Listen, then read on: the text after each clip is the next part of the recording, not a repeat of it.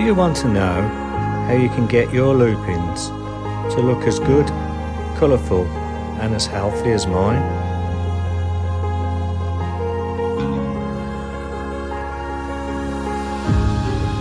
I'm going to let you into a little secret, and it won't cost you any money. You won't have to buy compost, you won't have to buy any fertiliser. It's just a cheap way of growing these plants. Have you guessed?